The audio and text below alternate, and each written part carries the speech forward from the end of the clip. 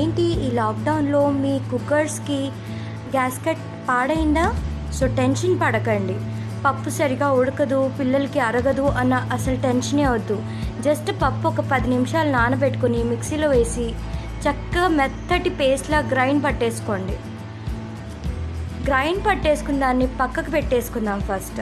So ఇలాగ నేను grind పట్టేసుకున్నాను అనమాట. పక్కకు పెట్టుకుని ఇప్పుడు ఒక మూకుళ్ళో చక్కగా పోపు వేసేసుకొని పచ్చిమిర్చి, వెల్లుల్లి, కారం, ఉప్పు అన్నీ వేసేసి ఇంక్లూడింగ్ టమాటా.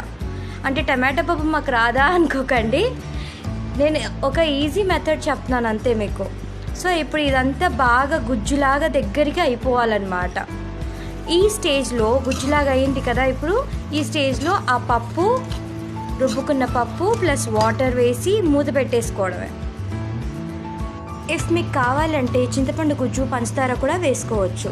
ఈ కుత్తలాడాక కాస్త పప్పు దగ్గర పడ్డాక దించేసుకోవడమే. టోటల్ రెసిపీ మీకు 10 minutesలో అయిపోతుంది.